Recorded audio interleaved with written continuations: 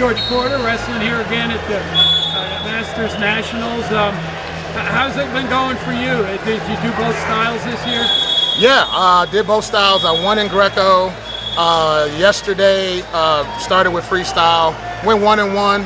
Lost to Aaron Hayes. He wrestled a great match. Got caught in a kind of roll situation, and he came up on top, and I wound up getting pinned.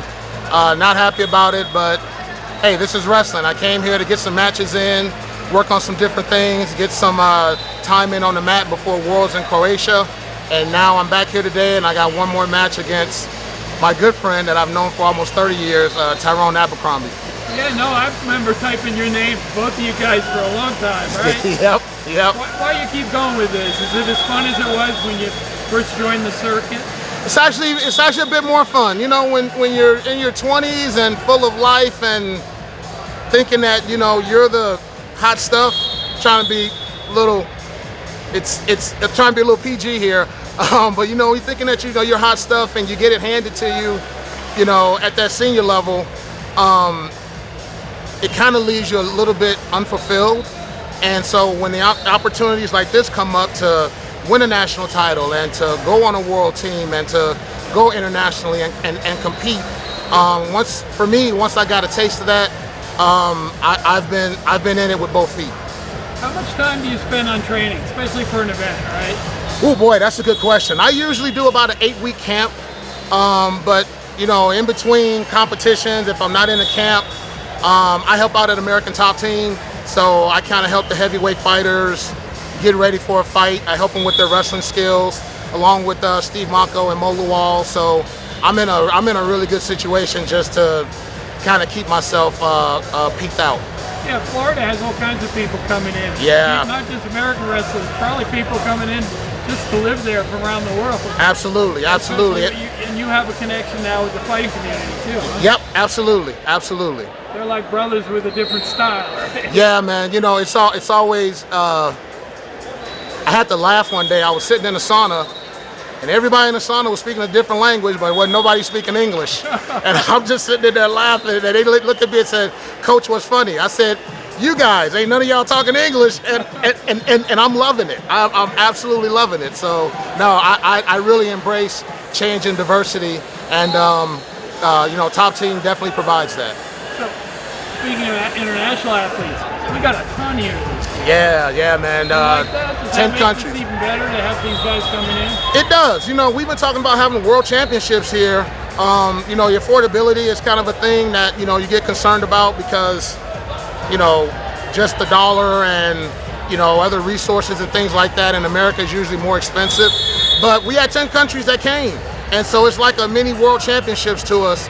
And for me, we go over there, they come out and compete. So when they came over here, I said, okay, I'm going to come out and compete. You know, kind of give that love back. Yeah, now it seems like, and it's making it a little tougher to win a gold here, right? Hey, so a lot of Americans have to wrestle these guys now. Absolutely, but what I'm hoping, I think what we're all hoping, is that fuels the fire for guys to come over internationally and compete. So we've been taking pretty big numbers. We've been taking about 60 to 70 for the last couple of years here, and hey, the more the merrier. The more the merrier. Yeah, so for you, what do you consider success competitively? I mean, it's not just medals anymore. You got to be looking at, you know, your level of competition, just how well you're performing. You know, performance for me is most important. You know, if I perform at the level that I train to and expect to perform at, then I'm happy with that. And usually that turns into being at the top of the podium. You know, that not happening in freestyle kind of bothers me, but it gives me some things to go back and look at and kind of work on. I know exactly what I did wrong. He capitalized on it. And you know, that's okay. You know, I sit back and, you know, I'm a huge Jordan Burroughs fan. I'm a huge Kyle Snyder fan. And, you know, I'm some of their biggest supporters. And when they win, it's great. But when they lose, you can just kind of see when they come off the mat, the wheels are turning. Like they're already going into correction mode. And, you know, me being older than them, you pick up on stuff like that from the best. So, you know, that's kind of what's going on with me right now with that loss that I took yesterday.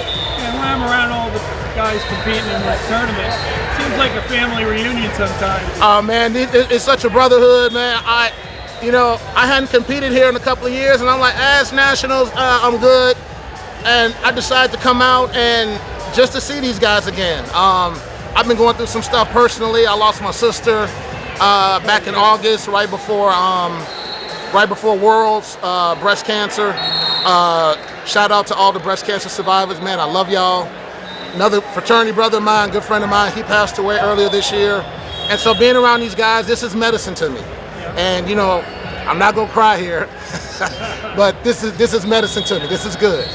Well, hey, we're looking forward to seeing your last match, and congrats on the other gold medal, right? I appreciate it. Thank you. And you're definitely planning on going overseas again this year? Lord willing. Awesome. Well, thanks, George. No problem. Absolutely.